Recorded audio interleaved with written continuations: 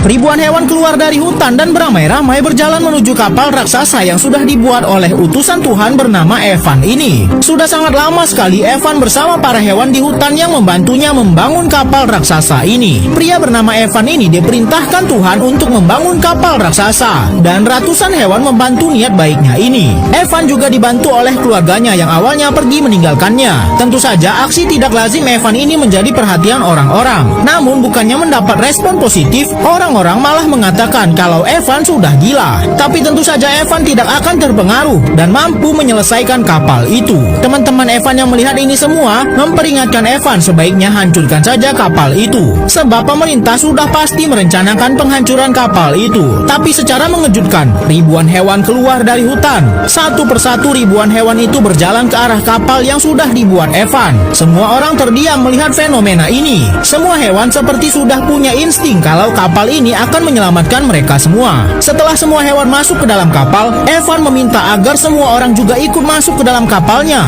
Evan mengatakan kalau akan ada banjir besar datang. Namun tak ada satu orang pun percaya sebab cuaca sedang kemarau panjang. Bahkan tampak pemerintah malah datang sambil membawa alat berat dan siap menghancurkan kapal raksasa ini. Salah satu perwakilan mencoba bernegosiasi dengan Evan. Namun Evan tetap bersikeras mempertahankan kapalnya. Karena keputusan Evan, ia diberikan waktu 3 menit untuk pergi dari kapal itu. Bahkan keluarganya juga sudah memperingatkannya sebaiknya ia mengalah saja. Saat ia melihat ke bawah, tampak hewan-hewan juga tidak mau turun dari kapal itu. Insting para hewan ini ternyata benar. Langit tiba-tiba menjadi gelap, dan saat kapal itu akan dihancurkan, hujan lebat malah turun. Semua orang mengira Evan benar dengan semua perkataannya. Tapi belum sampai 1 menit, hujan deras itu malah reda. Tentu saja hal ini semakin meyakinkan warga kalau Evan selama ini sudah gila, sebab banjir itu tidak akan pernah ada. Tapi sepertinya Evan tidak sepenuhnya salah soal banjir. Lihatlah, bendungan ini seperti sudah tidak kuat lagi menahan beban.